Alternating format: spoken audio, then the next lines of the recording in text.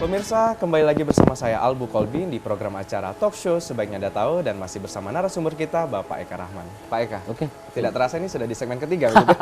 Asik ya? Asik ya, kalau berbicara tentang pemilu ini Oke. panas-panas nambah Ya. semangat gitu. Panas-panas cabai. Panas-panas cabai gitu ya. Pak Eka, kita berbicara tentang metode nih. Ya. Ada perbedaan antara metode menentukan kursi DPRD Ya. tahun 2014 dan 2019. Bisa dijelaskan perbedaannya di mana? Ya. Secara teoritis sebenarnya memang ada perubahan metode karena kalau 2014 dan sebelumnya kita menggunakan metode pembagian kursi ini melalui kuota Hare teorinya ya. Oke. Kuota Hare itu metodenya melalui apa yang disebut dengan bilangan pembagi pemilihan BPP. Oke, Dulu BPP. ditentukan dulu bilangan pembagi pemilihannya berapa. Alokasi jumlah penduduknya berapa, alokasi kursinya berapa, dibagi dapatlah yang disebut bilangan pembagi pemilihan. Ini untuk menentukan sebenarnya besaran kursi. Kursi, betul. Tapi ternyata ada beberapa pihak menyatakan bahwa itu kemudian tidak adil juga, Tidak ya, adil dan tidak tidak ideal, efektif begitu ya, tidak ideal, lebih tidak, tepatnya. tidak ideal juga sebenarnya.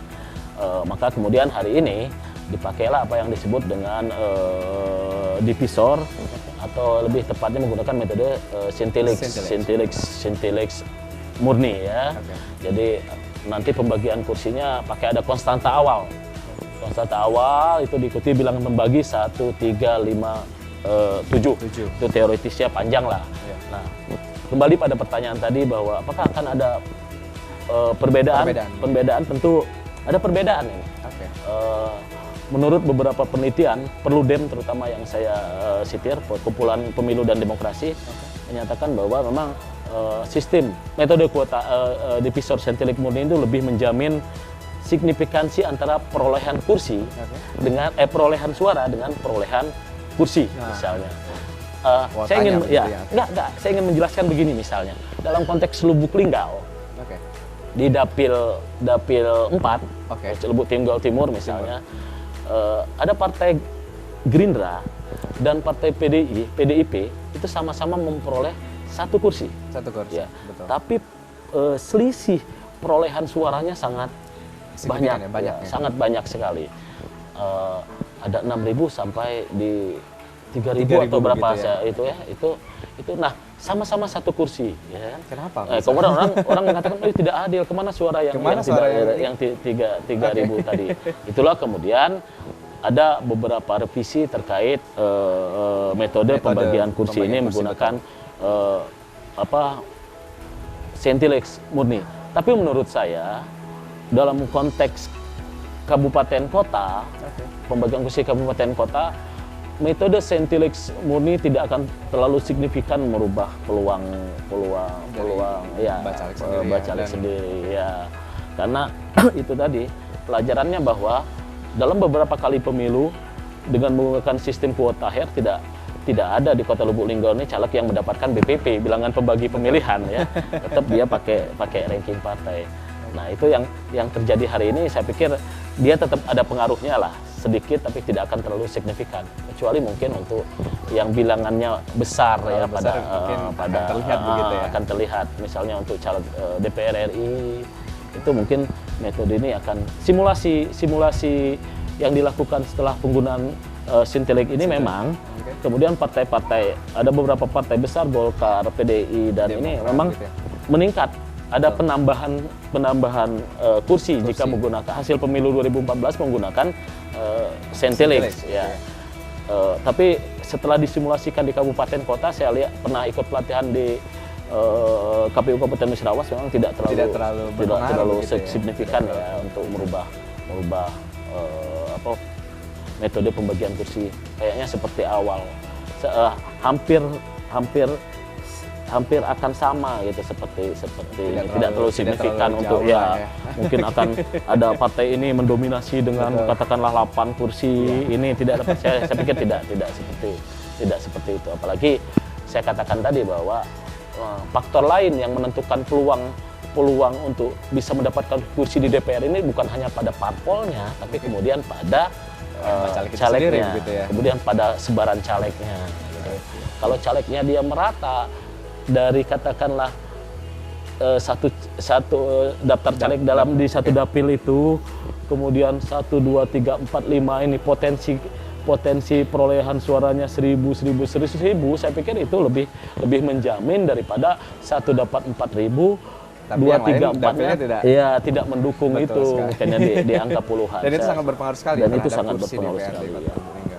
Oke, Pak Eka nih, kembali ke Bacalek Ya. secara personally. Ya. Apa sih sebenarnya yang harus dilakukan oleh Bacalek itu sendiri dalam memanfaatkan waktu 6 bulan ini sehingga mereka bisa keluar sebagai pemenang begitu? Ya, saya melihat sebenarnya campaign ini kan bukan hanya 6 bulan ini atau selama masa tahapan ya.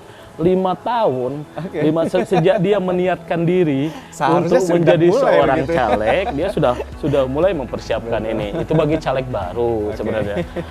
Bagi incumbent, ketika dia menjabat, kemudian dia masih punya niat untuk kembali Akan terasa lebih berkontestasi mudah di begitu. pemilu selanjutnya, dia juga harus menyiapkan diri bahwa apa yang dilakukan dia selama 5 tahun ini merupakan campaign yang efektif. Betul. Ya. Kalau kebijakannya, kemudian cara dia bersosialisasi di masyarakat, polisi partainya kemudian bagus, saya pikir itu campaign gratis. Dia tidak akan perlu kerja keras lagi untuk Itu diuntungkan untuk ya, incumbent begitu ya? untuk berkampanye pada tahapan kampanye. Betul. Nah, begitupun caleg baru sebenarnya ketika ini ada banyak sekali metode. Belum memang tahapannya misalnya baru masuk beberapa bulan terakhir ini, tapi ketika dia sudah meniatkan diri ini, dia sudah bisa mulai berjalan melihat bahwa berapa yang dia butuhkan untuk memperoleh kursi, apa yang harus dia persiapkan, bagaimana cara campaign yang efektif, Mempromosikan dirinya seperti apa begitu ya? apakah door to door, apakah melalui media sosial. Ada 2 faktor penting dalam konteks pemilu ini. Kita sering mendengar apa yang disebut popularitas, kemudian apa yang disebut elektabilitas. Popularitas itu belum tentu dia signifikan dengan elektabilitas. Orang dia sangat terkenal, tapi kalau keterkenalnya negatif, dia tidak signifikan terhadap ini. Nah, elektabilitas ini adalah peluang keterpilihan seseorang yang didukung oleh popularitas. Nah, ini sebenarnya yang harus diambil oleh para bacalek, gitu ya. apa yang diinginkan masyarakat sekelilingnya di dapil dia, Betul. apa yang bisa dia berikan, dia kontribusikan untuk masyarakat sekelilingnya, untuk daerah ini, kemudian pemikiran-pemikiran apa yang baru lah, yang katakanlah terobosan yang Inovasi bisa begitu ya. inovasi yang dia bisa lakukan untuk ini bisa menjadi daya tarik bagi pemilih untuk memilih dia. Begitu. Tentu saja dengan hal-hal apapun yang dilakukan, ketulusan itu paling penting. Itu debatable juga hari ini saya pikir. Masalah ketulusan Ya, agak ini ya. susah juga ya. Ya, dengan sistem pemilu yang saya pikir cenderung transaksional hari ini, agak repot kita berbicara That's bahasa politik. itu. Ya, Itulah politik. nggak ada makan siang gratis di Betul politik ini. sekali. Oke, Pak Eka, sebenarnya masih banyak sekali yang bisa kita bahas, tapi waktu juga yang memisahkan Oke, kita ini. oke. Lalu bagaimana kesimpulan untuk tema kali ini, peluang partai politik dalam memperebutkan kursi DPRD Kota Lubulingga? Oke, saya melihat bahwa selalu dikatakan tadi bahwa sebagai sebuah kontestasi, Oke. semua pihak punya peluang yang sama, punya starting yang sama. Tergantung sekarang bagaimana dia mengoptimalisasi potensinya, ya, baik caleg maupun partai politik. Partai baru jangan pesimis dengan kebaruan dia. Betul. Sepanjang dia punya nilai-nilai lebih, inovasi, apa formulasi calegnya yang bagus, saya pikir potensinya dia akan juga besar. Betul. Partai besar juga jangan lengah tentu gitu dia ya. punya sebagai incumbent dia punya kelebihan ya, karena dia tampil di media selama 5 tahun ini. Sudah tapi eksis ya begitu ya. itu juga bukan jaminan. Nah, betul. mungkin closing statement saya adalah bahwa calon legislatif perlu melihat sebenarnya menyerap apa yang sih yang diinginkan konstituen sebenarnya, apa yang diinginkan konstituen, kemudian diaplikasikan dengan metode-metode campaign yang sedemikian rupa yang juga ya. sedemikian rupa ya. Ikuti saja, ada metode campaign konvensional, memasang baleho, penggunaan media massa, dia tampil dengan katakanlah speak statement, dia merespon berbagai situasi kekinian, kemudian dia juga bisa menggunakan alat yang lain, ya, yang tradisional misalnya door to door, berkunjung kepada ini, kemudian ada perlombaan gitu juga. Kemudian dia bisa menggunakan banyak sekali media sosial, IG, FB, Facebook, WA, begitu ya. Facebook, Fanspeak dan lain-lain untuk mensosialisasikan apa profil dia, Oke. program dia, kemudian yang penting komitmen dia. Betul. Ya. Yang terjadi hari ini adalah bagaimana konstituen pemilih itu tingkat kepercayaannya terhadap kampanye caleg itu kan menurun ya. Iya. Nah, bagaimana caleg ini bisa kemudian membangkitkan kembali bahwa Kepercayaan gitu ya. kepercayaan pemilih bahwa apa yang disampaikan ini akan dia realisasikan ketika Pada dia saat terpilih, begitu pada ya. saat terpilih. Kalau tidak, saya pikir pameo selama ini akan tetap terjadi ya. Kalau nggak hari ini, kapan lagi kita akan mencicipi logistik Betul. dari caleg ini? Saya pikir masalah itu, gitu. Vin, ya, closing statement saya. Oke. Pak Eka, terima kasih sekali telah meluangkan waktunya untuk Oke, hadir di sama-sama, Ben. Sebaiknya Ya. Ada Tahu kali ini. Oke. Nanti semoga kita ada kesempatan lain untuk berbicara lebih dalam tentang tema lain. Siap. Pemirsa, Sebaiknya Anda Tahu, demikianlah perbincangan kita kali ini dengan Bapak Eka Rahman tentang peluang partai politik dalam memperebutkan kursi DPRD Kota Lubuk Linggau.